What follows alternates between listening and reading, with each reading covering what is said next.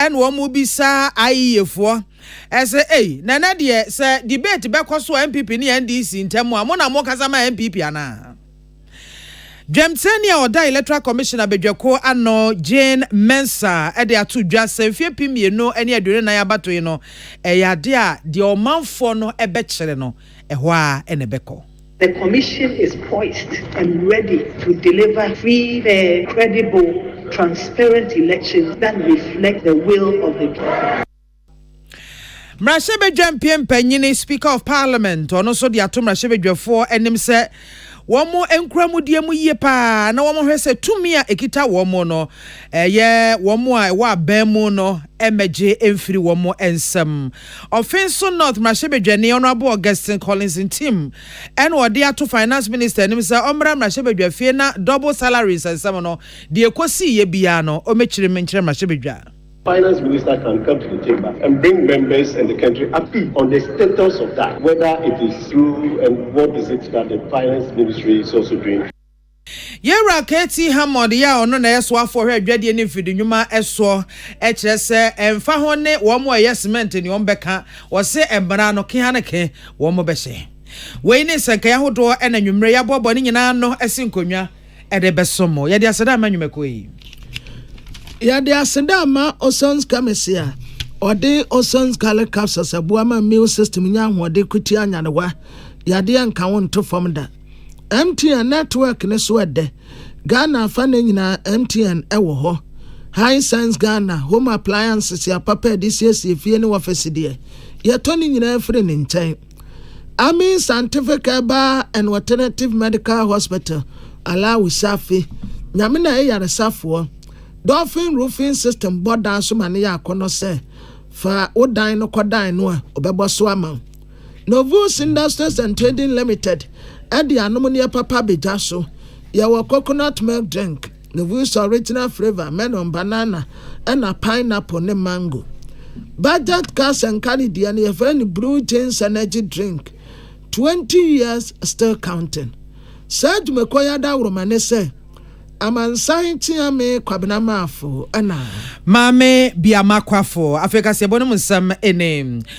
Mampanyi dada John Dramani Mahama wono enetu Frankama National Democratic Congress ama yukono wa boa pro anas wa shase boa pro won kramanta manum se na ordinary etre adenta abato empesa so ne ho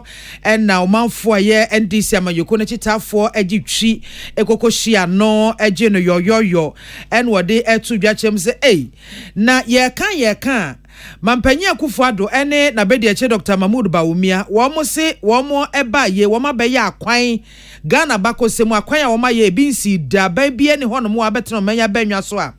watimi aye akwan dodo etese womo eye Mampanyi Akufo-Addo ene Dr. Mahmoud Bawumia te wo ena Mampanyi dada Mahama edetu womo no se we de mamo nkwa chirichiri mo amhwena no heya adenta heya momra aben wa hakwan new lego kwan sra hakwan ene akwan hodo biatum se ekwan we die apro atete asa pansam menetse adenta ha ade hamwa ene mo akwan ye ba ye boye homodin esiesi akwan ni bi akwan ni bebre ye ho adwuma na enna meka se nipa e wa ban mu mpanyifo e wo honne en se omununu omo ho na omo sere because enyoma ni bi omo ka wonti ase na no omo mpanyin ko gira bebi e ka se omo aye akwan e chen aban bia e wo Ghana ha wo de Abraham na be hwe akwan a e wo asalibotwe ni adenta ha abi wo ha kwan ko hwe new level kwan ko hwe sra ha kwan ko hwe meka che na Akufo-Addo ni Bawumia se mom nko baby tintin bia omomra adenta ha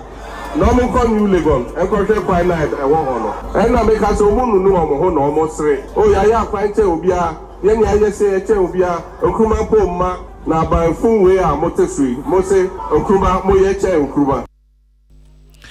na wamanaso hono mo a eno achesehwe bese efie beye duonu enie ensu papa edi nsu papa enya de bi esene ewo adentam potem hono mo mampanyi dada mesa wonya ne ba bi ko na penso sa brandy si abana na ti akonwa so eno omutimi de eye pipe ibi ekokoko adentam potem hono mo eno ano no be pemese sa breye etimu nya de a ensuo papa bia esene ewo adenta ho ensuo ho ayeden a manya adenta kwa Ghana fa na ba bia ni nyina fa sa memo bone ena afa so kura no hwe a sade aban etoto yensuo ho nsam kura no enkoyie kra enti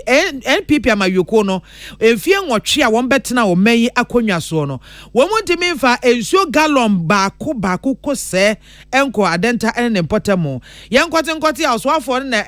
na sade se so hwe ema ensuo kokome yahudo nyina san enkra nipa na edoso dodo enti na ensuo no eho ayedin wei yedi piaka. Now Adenta be 20 years na Adenta enya nsuo that time na meti East Legon here into a year pipeline for free first year you be nsuo na nkrofo pipe if you say pressure na e ba no into sa mrendo obi enya nsuo de bia sa kia ne eyi aboboya a no mo echeche nsuo ni nyina eyira e wa Adenta ha and then so there maybe me hu say aboboya eso water tankers and them change you and then obedience you about once a week pay so when to me on boa and no I don't know this a tons you na no water works in penny for almost say Accra a tredodo into ama ensure no suye biom ensuye because one for 1 gallon 8 years 1 gallon of ensure on fan ho population next right into abandi aba e was also de kakra beka ho next government ba no also bibia beka ho sa na de ye no now there 8 years one for 1 gallon of water enka Accra water supply no aka say o population adults dodo enti nye enti bi mo musuo wona wuntimi nye we dwuma yi enti nye nya nsuo no. Ene a woti ye yakane mampanyi John Dramani Mahama wo Jinetu Franka ama NDC ama yoko no salamat kuku apento ene boansemi anobae na sa krate efri His Excellency John Dramani Mahama na so ye ena ebe na etifia sema wode atoso no watrese John Mahama campaign na obo ayefo kokose ade bia omo ye no nani anye ho enti asem no ankasa de enie watrese Mahama 2024 campaign ana wo condemn we won kwatenkwate a ekuo bia ye frɛ wonum se Institute of Economic Affairs IE Ghana waso obaba ye presidential debate ediama abato ebeto 2024 no watrese saade no a ayefo ye no watitumu a enye yie na sabi o wakotutu anoma ho na ode kwakyere pani se wonto anoma no din ne se ho a sawo baba ye debate a empanimfo wa obetumi akọ na so akọkatre onum so National Democratic Congress political party kesi ente se wo Ghana ha eno anso wobetia ne se obi na nso se wobeye debate omo obi amane watra se Ghana ye constitution no ayi no wondom pam ewum se wono na wo ba betre se ye ba beto abenti ye ba beye debate na sabi o akwanya kakra ya de ma adresu o won trentrefie na yamfa ahoma nso ne sisi no ma no kwa se wo metena dining table hu no medidi sa akwanya kakra de ma wonum anano wo mu ye debate no entra se wo steam dase abra no ama na kura so wo ba be ye debate nti obi amra da bi enya sa na ye no afei ayi no ankasa akwate se MPP nkurabata baako omu branch baako a de bia ye ba beto aba omu turintafo nso omu ma baako suja baako na omu akogina fa na abato no en omu pra se bekwade am MPP enti ayi no MPP nkurabata baako enisi ho afei opese okatre ayi efo se Ghana ankasa NDC Amanyoko any womu flag bearer His Excellency John Dramani Mahama and an running mate Professor Jenana Opoku Ajimai Omani abrepa Omaye serious any woman for dinkita ho ebisebisa wonum ohawa womunemu womubanso adiombe diamu saa niomeze nuomo ye afeje am no ankasa ne online dia wo ye na offline conversations ya one nkofo enya afe Ghana how sania wanamu a wo solve bisebisa nkofo wodi bi keke kankrata ho eno ne hia no na efri saa brede kokora no wa na adwene se sectors ahodo a ewo memu ubesiesia wonum nyina bisebisa wonum haw eniama da na koma so opeso ye nie na nya saa debate no a afi wo katre ayefo se NDC womu activities ya da womu ne so doso pe no womu promote na se ye ba be si table wo so begina ha wo so begina ha na be kasa tenten ponko ni nesiwa no beto ato afe Ghana fo womu didi a womu wo ewo NDC Amanyoko mu no womu ma emunya den pa sade wodi nkitawo die soronko akono saa na womu enye no wanyina anya nokro na one time NDC Amanyoko echi enye debate asemwa Jais Bawa Mutali eye kasamafo ena ye defiada July de tosudun kron en wode sakrate epie Jemtani ono da electoral commission abedwako ano ye maame Jane Mensa na ode ato omamuni nyina nim esa bedwako no awiata soso ombehwe sa ba afiye ba beto no emu beda ho fine na chese wobi anso anya kwan na akwakoto na bakama bibia emesankan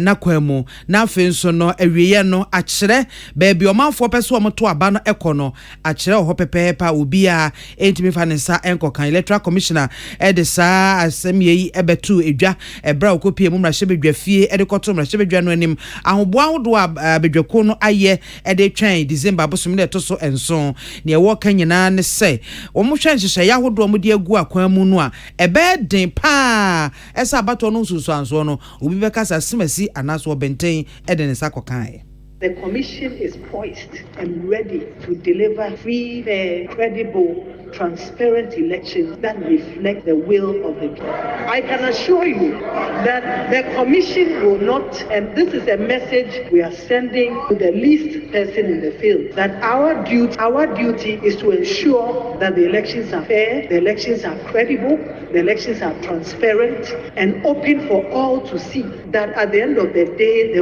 winner is declared. And I'd like to find out if you are aware of any loopholes in this system, because we know how the system works. We know that the system starts from the ground and it starts at the polling station. The ballots are opened up for everybody to see. We have our party agents who are present. At the end of the day, the counting is done in the full glare of the public. This is recorded, and it is recorded on the pink sheet. Party agents have the opportunity in law to request a recount if twice, one at the polling station and one at the constituency collation center. And if they have issues, these things are resolved before the forms are filled and they append their signature to it. Wamanazo no my Raje Mensa editor Dwache mu se ehyeha hodo pii ya wo mo edi agu akwamu no ye beya den pa se abato no nsunsuanso no obi ede ne nsa beka na so obi betimi adane ani esanse de edikan ye be no electronic ye nya no electronic na emum no ye be no manual. And it goes from the polling station, where all the agents of the parties are, to the constituency collation center, where the agents of the parties are. And the tabulation is done in their presence. And then from there, it goes to the regional collation center, where the agents of the parties are. Then it comes to the national. And it doesn't come, it's not transmitted. It's hard copies of documents that are coming. So it's pink sheets that are scanned, that are sent by fax and email that come through. And we believe that by that time, the party should have copies of all these on their telephone to enable you verify. So when you come to the national and a document, a pink sheet is coming in from the region, your agents at the National Collation Center should be able to look at it and say, this is what we signed on to. So I'd like to assure you there is absolutely no way that at the helm of affairs, the commission can change anything, because the documentation comes from the ground and we believe that you have copies. So I can assure you that there's absolutely, and this is a message that we are sending and we continue to send to our officers on the ground. Any abato commissar opinion na da ano era Jane Mensa William Gentu ena Emmanuel Akoli ene buansemi ano bae na lateral commissioner ya Maamite Mensa ebra wo parliament ebisebisa no questions and what so abaya ye ba beto amfa CI foforo bi ama ye friend say new constitutional instrument no on varema na no krampo I think it's a bele na kakrenie wa bra wo mu call IPAC meeting Inter-Party Advisory Committee wo mu call meeting no en wo mu nyina jitu mu se efri sa brede ko yamfa new CI bia emeka de wo no nti dada no a saa ne de kro afa de tosu bi onso we kire se dada no a ne de kode a Ghana card adwuma guarantor system adwuma indelible ink no a yede yensa ho a enne di adanse se asomesi akoto aba no eno nso adwuma afei isi eguso a woyen hyehyɛ bi nso a ebite se guarantor system ena eniema bi a registration exercise no ekoso a wo mu ye wo mu no nso ebi wo hɔ no mu a wo mu besaktere mu nkakra afei initial fee ya ne ya charge ya 100,000 Ghana cedis ya presidential candidate wo mu kotua no eno so edaso gina bebi egina no a pese wo kogina na wo premampeni a enya den 100,000 de otu kotoko mu abenye bi na third person ma AC Maamite Mensa ebra wo pie mra sebeje fie ena no wo kyerɛkyerɛ nsɛm mu. As such, the Commission relied on the current registration CI, that is CI 91, to conduct the voter registration exercise. We will also rely on our current election CI, that is CI 127, to undertake our election. Again, the proposal to bring the election date forward to November will not be implemented in 2024. However, the Commission intends to forward the memorandum making this case to the Attorney General for its implementation in 2028. Additionally, the Commission will continue to use the indelible ink for the 2024 general election. We intend to maintain the filing fees charged in 2020 and we will maintain the 100,000 charged for the presidential candidates and the 10,000 Ghana cedis charged for parliamentary candidates. In addition, we intend to waive the filing fees by 25% for women and persons with disability. We believe this will go a long way to enhance the participation of women and persons with disability in the general election. On the general election, Nanuatina Maamite Mensa etrese accreditation fee no a ensamkyerɛfoɔ mo kɔ akɔpɛ accreditation a sika na amutua no wate so sɛdeɛ ɛbɛyɛ a ensamkyerɛni biara betumi anya akonya na wakɔ akɔtua pɛ accreditation ni bi enti beebi a yɛto aba biara wobetumi akɔ hɔ. As in the case of 2020, waive the filing fees for the accreditation fees for our media personnel. We believe this will afford several media houses the opportunity to field more of their personnel in the field as observers come the elections in December 2024. We are confident that this gesture of goodwill would help increase the level of transparency required for the upcoming election and promote inclusiveness and ownership of our processes. Dear Yatene Kasei Maamite Mensa William Gentu and Emmanuel Akoli.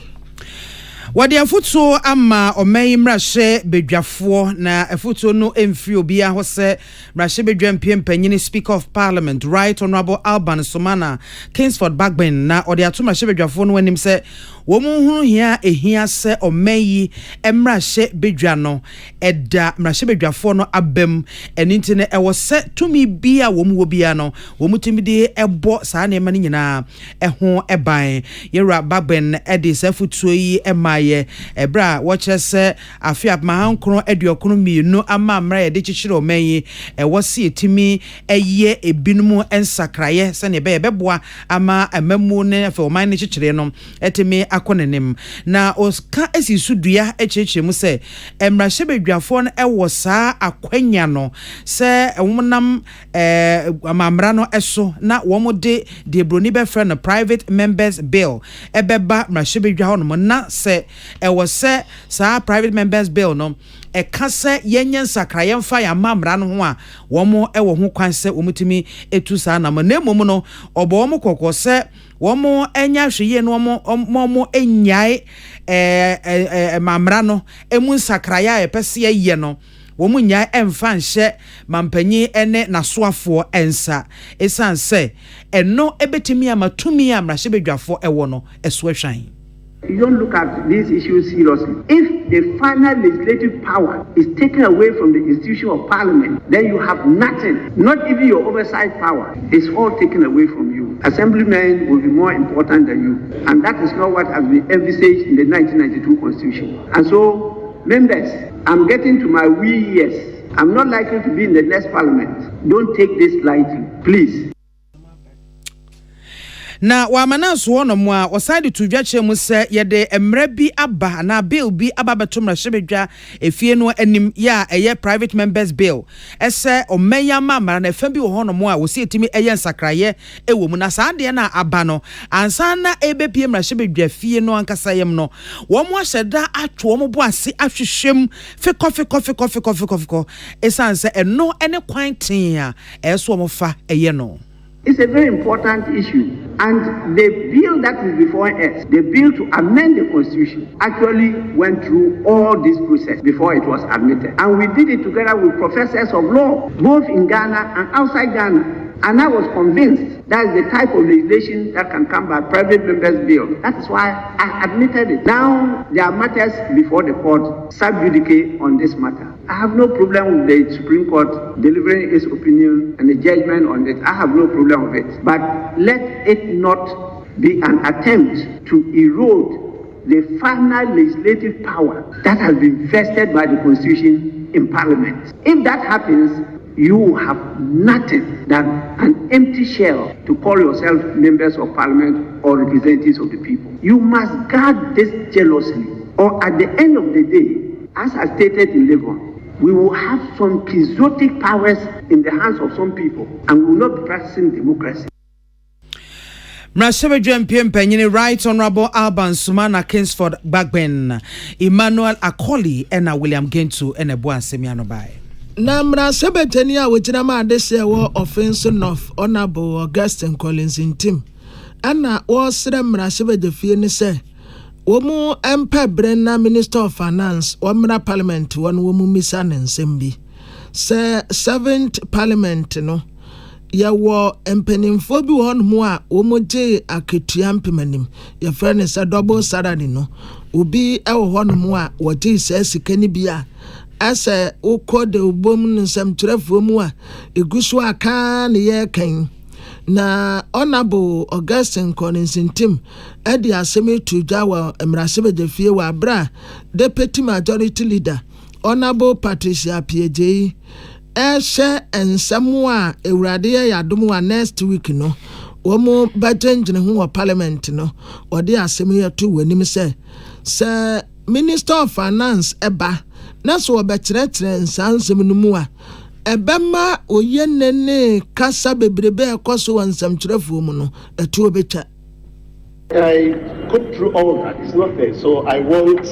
to find out what the chairman of the business committee and indeed the entire members of the committee is when they are programming, when they intend to program that meeting so that the finance minister can come to the chamber and bring members and the country up on the status of that, whether it is true and what is it that the finance ministry is also doing. dear yete say okase eye offense of embrase betini honorable Augustine Collins in team na ebra honorable Patricia PJ eyi anono ena wo se embrase bedefie bose obeye nsise bia no de soafo naba na sansem ne yebisa no.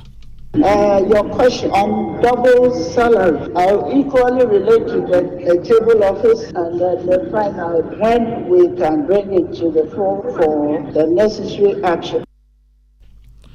The necessary action. Wei aye honorable Patricia PJ, yenua William Gentu Emmanuel Akoli.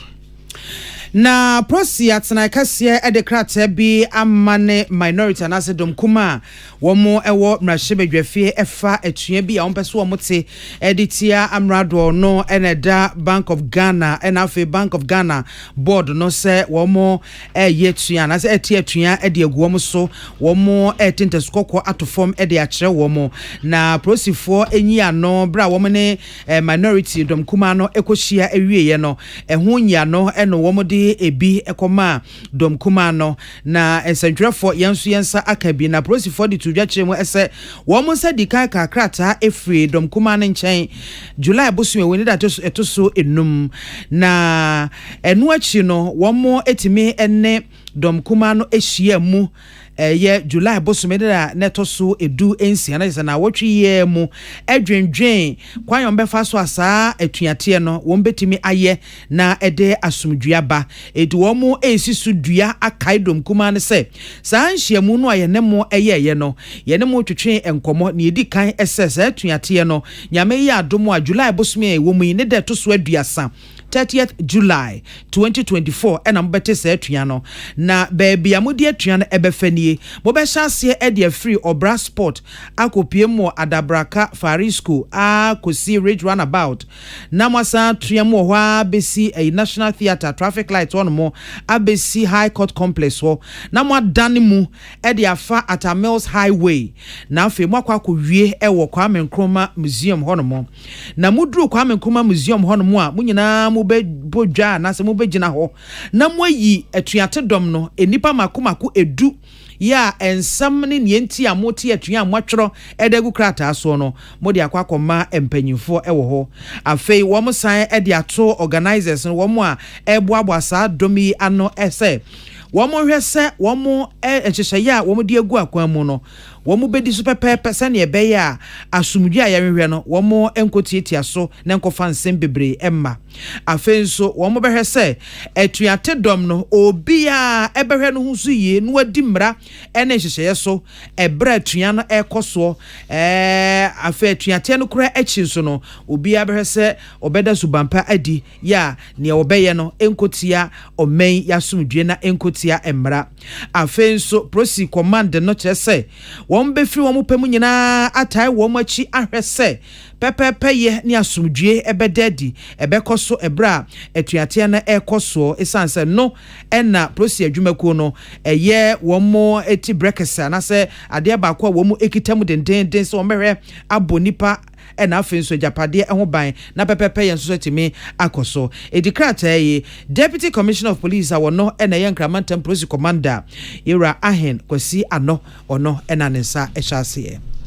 na wonu a eson takracha wa cement dediem ena contractor for Ghana Chamber of Construction Industries Cement Pricing Regulation 2024 na omune sampenimfo edin kita ho na saa dwumedie no ase na honorable Katie Amon ekyerese saa nhyehyɛ no a omude ba no enya se obi de beta obi anaase obi eba bedi obi ani na saa airline no kra no akoda mrasebedefie edi enaba baako edu 10 days nie na 10 days no kra so na so mbeto so aba emrasebedefie no tisi enya 2/3 mfanse wotemrasebedafo no mumiensa emumienu ejitum se samra wenya aduma ansa no mu dia ya aduma na de tie ne se emra no eba no eni kwa se hunahuna wo bia se bia kakai bi enya sa na tie cement no ne dedie no ekwan a wo mu fa so a wo mu produce cement no efre bre kobre wo mbetre afei wo mu epese wo mu tumu a eno nso wo mu betre cement no kura wo ya wo bon ho kasai wo mu betre emfaso a wo mu nya ne nyina wo mu betre na beboa na su bebrebe a Ghana fo so cement bo okosoro no abafom nyese bi a obi tan obi enti ne ye sa amre dia fa cement fo ho.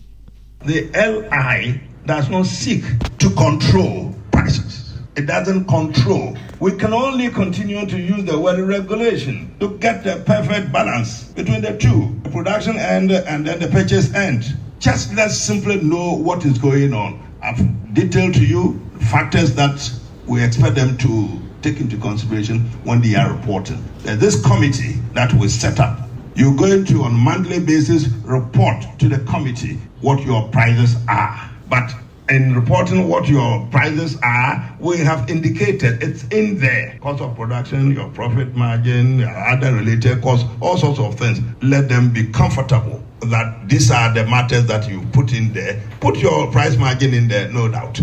But nobody is controlling anything. Dear Yatin Casey, Ayonian for Katie Hammond. Nan what in what I say? Belle, I think last 2 weeks you're somewhere there. And now, Womua, cement, teacher say, Science say we chrome the comrade the fino, woman who march, young Cassie and the wonum, and once ye talk on Tom what, a dear fool motiqua de beura womanum. Nano no young for Katie Monza Debbie, woman Cassa and Nano creature say. Adia ya said that dem rati, quiet dem rati, dear. Aya day, and a swomo quack ye be a tisse ya, one more woman. Sabi jampeni se ni ya kwasene ya nene bo musene ye no edru aboti a we need infiri mu enye ye enti de omo ka ne nya nokre. I cannot understand that every blessed day we hear this announcement of increase in the prices of cement. For that reason that we took it up to regulate, to try to get the balance right. There was all this cry that I hadn't consulted. Why would I not consult? The very people who are complaining that I haven't consulted with them, they constitute the committee that was to do the consultation. How could they not be consulted? And then finally, the manufacturers, and there was an announcement all over that they had boycotted some meeting with me, they were upset or what is that? Completely untrue. I'd called them to my office to get a discussion ongoing about what I intend to do, what I'd charged them to do previously, which they were not doing, to revisit it. To revisit it. The attendants so case on for Katie Amon. Now after that, and a term and Ghana Chamber of Construction Industry, Surveyor Emmanuel Nene Mate, or no CDB to us no catch the piece news say. A jampany say, a switch of fire mua, where Babby tea with the or quack tea with the no matters in a service and panning queen in Abai. On the face value no yati ase na fe na ye be go into details to see the nia oni e kan no eno na uhwa minister no wo pepa stress o hwese senya cement price e kosoro no hatemamfo no nti dan e be afa ho omo madwemu no omo ye cement manufacturers no omo to na boarding do nti emrai pese ye hwe senya e costume ansa mo ye cement na senya mpese mo to no ni ahwe se ya na efata na nti nchechimo di bae no na mum se ye hwem detail na ye hwe se ampa nia minister no edi ba no enu na edi solution beba announce enu je se ye di agrobi Henry Akwesi Minka ena oboaboa nsem ya no ayetifo TV na de okaseta atuedie oya chairman Emma Ghana Chamber of Construction Industries Surveyor Emmanuel Nene Mate. Kane Mexico mampenye Felipe Calderon na wode kokobo ama ebibiman eni wiase nyina se nipa yensuban ne niema bi a ye ewo yatena ye no eyade bi ebe ha dwene na no ka ho bi na ma ewiem nsakaraye bone eyi nitie wode sansemi ekotu dwa bra na womo ebo dwadata eye World Diversity in Leadership Conference ewo Canada memo we eye de to so enan ne ho na kane Mexico mampanyi ede etu dwache hia ese animuanimu ye no yetimi ye bibi ede fa wonsa ne ebeye nsunsuanso bone no emeka yatena ye ode tu dwa ena o chechiremu bra na ekuku dam ya woma ben ebate se bia ewiemu sakraye ho nkomotwetwe ne ade a abenfu wo mu pa ewiase nyina na womo etwehye honom na sanhyiamu Center for Intellectual Excellence ya yetwaniti from selfie won enana esi womo esreso na womo etirimu po nyina ne se womo ehia na womo akawunti apa ho ewu kwampa wo befa so amasa ewiemu sakraye bone a etete ewiase nyina no yebetimi aso ano odi tudwache mu se enei kwanya nipa fa so bone bra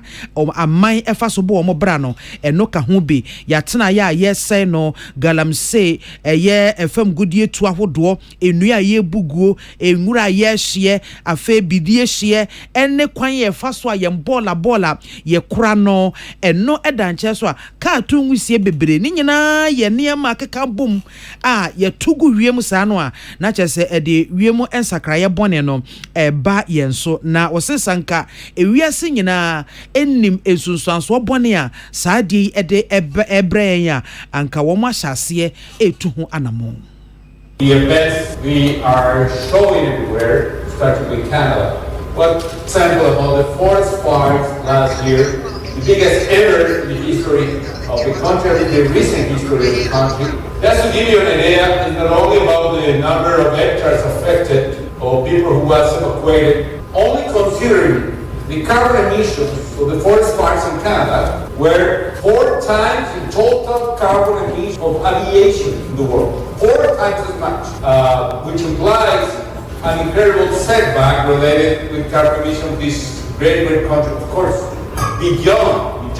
the human behavior, a short period, let me say. Na wa mananso honom a osan echechiremu ese ne ya reho ewo mu ne se aman asabe womo no womu ni bie womo enipa edoso titiru ebibrem ha sei ebibeme mo susu no eba ewiemu sakrae bone niema ede sa ewiemu sakrae bone no eba ebibema die womu ketekete nanso se bansunsuanso bone no a ebibeman enaje kese edi we ya reho sampa ya wose etimi ene bre na yetu ho anamo. I know when we have now the chance to meet each other, I can see that a lot of you are absolutely committed with human rights. And when the doctrine of human rights came more formally, the first part of the last century, started to put a relief that businesses should support and respect the protection of human rights. I don't know whether sound like an abstract assessment, abstract emphasis, abstract, say politics or position or. Eni kane Mexico mampenye Felipe Calderon ensemi nyina yenua Samson Kwame Nyameche eneboa no bae na asembia esie hu afutu ena security analyst Dr. Adam Bona otu ye nyina afusa yenya careful na ekrobi a yesi afuro no se alabota ehonum ena fulani nibi wo makotwa niti ede efiri so no mo trese emrantie bia ewo ekromu wonom a wo munni adumaye ana wo maye wo ho gangare a ene se wo mukwache fira nini no a wo mutwa niti efiri so na saasem wei se yansha nkurakura ne ye ya ebetumi aginsem trese fulani fo no wo mudaos ebi nso ewo Ghana miamia wodo bebre abowo no sese enti se betodwa se wo munua ya akwakwatine twaneti afiri so a ebehye wo mu pa nti ebete se ne saade a yanso yebeye bia teka saa no wo mu beye no enti wo sere wo ya akro bia wo wadansedie ade fa nipa ekote saa fulani ni twaneti no mumwa na aposifo nchi wo no anhwe ya ede aye frɛ no reprisal attack aba. Say a kai ehun say. Fulani fo no so e wo Ghana nyina apart from Ghana no. Omo ebi wo Togo, ebi wo Nigeria, ebi wo Burkina, onipa odi sa boni anaso omo mu di boni we. You are likely to have people taking the laws into their own hands over here now. A lot of chaos into the community now of here. Which made you so medium non so akaso be a sebi. Unim se witness here and I say who their cause so wama lumano ayeti awa. Awa kwa yi police for mu as trainer ometumi achi nipa no so omo do so no mo ye ya omo achi omu nyina. Afe osade ya kokese ma nipa ya wo mu cha ne tire na busiafo ana wo tu yafo se eni kwase ya de mrase yensem na yedi amanfo bone afe osre Ghana Police Service for se enipa bone fo akodi se nya mransem yi wo mu tu kwasha asase asekura yenkwachi wo mu. But the American is a member ebusiafo no yako omunya abotre because nyoma we ebani say ya anhwe ya na omo the law na show same to try and exact their pound of flesh, and so now probably they will go and attack somebody who didn't do it, especially the Fulani people who probably are in the area, and condolences so omunya abotre and I'm sure say can be also the police if they haven't arrested the people whoever committed the crime who share Criminal Offences Act, the act the 1960 at 29 anymore. Actually, what would happen to anyone who commits such a crime? The highest punishment ever applied if you are prosecuted could be sentenced to death. Could be sentenced to death. The Ateneka say a security analyst, Dr. Adam Bona, Yenya Isabella Danson. Remy Spices at the Remy go to Aba. Moi, mo pesa mo ya ponchen kakra na se a ponche stew no. Mumpe bie ebe de pa ebe date wo mo ya ponche stew me van se obi ya ponche stew bi ama ya ponche stew what the spices say yeah party ya ponche stew and what the spices say yeah me seasonally akomia wono so yeah appointed still next what the Remy Spices ya ne de ne be twa mu nyina wo mu de ne be tabraba wenum na we de and the odon saka who say yes the appointed still have a chicken jollof and a beef ni nyina bi wom Remy Spices ya na emedian ye de say e wo miamia hodo nyina nti obenya bi ato ye tina we so ahome kase bono so tia wa bi. Happy delightful June. Wachulala, swachulala, chichi soso. Afrana pa. Epe kwashu breakfast and was in woman. Joe happy delightful juice. Against with toast, cereal, and even benku. God we. And you may a bread and fifi. Timosha fridge man. Happy delightful juice. One of what? And you be here. I come to relax anyway. Suano, when you're. Let's say what a chamado. Happy delightful juice. Ofana baby, I bring you all day long. One fruit juice. No happy delight. One different flavor. Different size. You number 1 liter. Number from 150 and 250 ml. A healthy life shows on your supermarket. Happy life fruit juice, loaded with taste.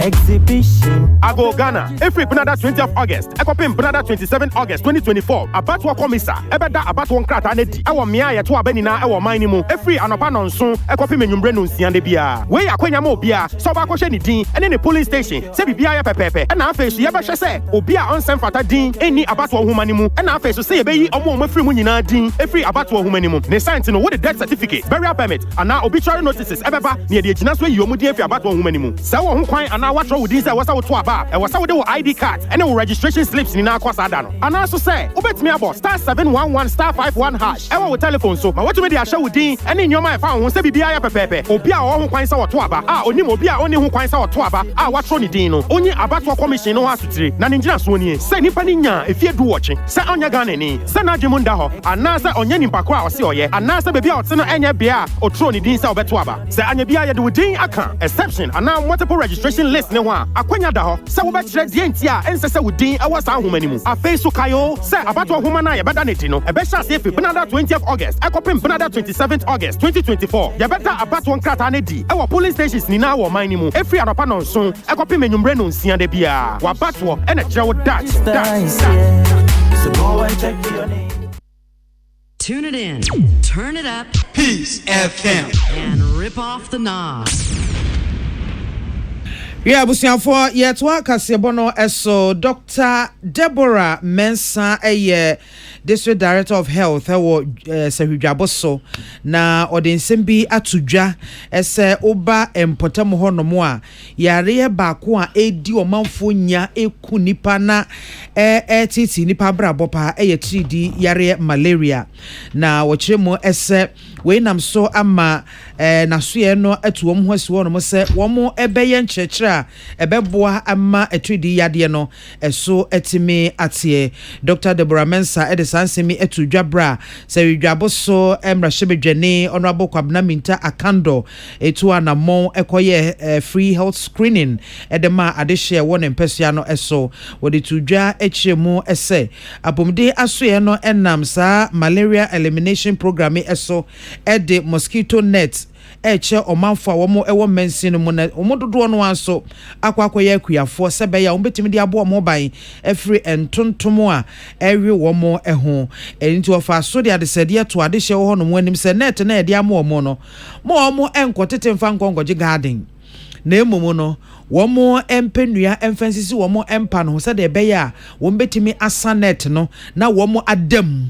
womo no womo manyina adam na bo mo ho ban efri ntontom na afenso malaria yade no eho wo se ne saye na beboa ama saa anamuntu ne niam omde asi wo mani so betu atridi yare na se no etime abem Dr. Mensah faso ebomrashebedwane no abaso pa se watu saa namoyi ebehwehwe omanfo apomudemo ede ama na afenso no wo chese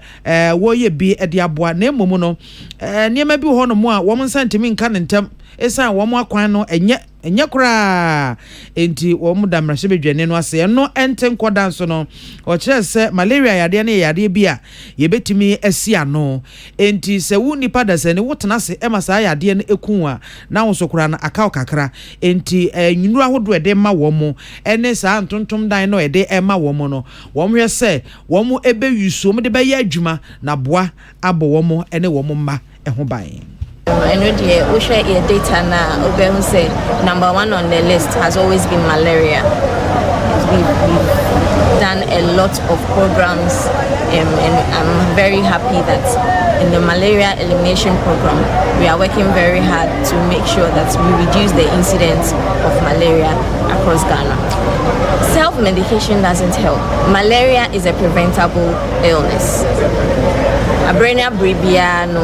yeche, bed nets, mesre, a mindful nina, a careful nina, bed nets no, ye say a demaya, yembo modia say, ye de best sign yendem. Ene awoti ye Sehudwaboso District Director of Health Dr. Deborah Mensah na owieye na Sehudwaboso mrashebedwane honorable Kwabena Minta Akando wono so ede etudwachemu se saa apom manfo apomudi obabehwehweye no na eka ne hwehweye ho nani so ade ho ba ko ne se obeboa ne manfo no emfa ho ne se de obobie esitie ewo kromo na se mpesua no eso ewo so nso utimi nya wo chefa unya apomuden papa na timi aboa mo aye adwumaden ede aboa ma mpesua no akoso ena afenso ono no oye parliamentary ranking member on health enti obi a ono temrashebedwafie ebo modern so obeboa ma apomuden ho semetimi akonka na se ne mpesua so yare a no mo yare ne ade a na chese entwaye kura ne senti kura no wasan so aboa mo manya chips compound ahodo bi na wasan so aye saa screening ede amom se be ya wo mapomuden ho sem no ebesipi esita wo chese ukwa ne ye behwe apomuden ho nyina amaw ya yo malaria test ye wi ya hwe sugar na ne enuro bi na efutuo bi ho no mo so a ye de aka ho Obaja to say you can't put this in if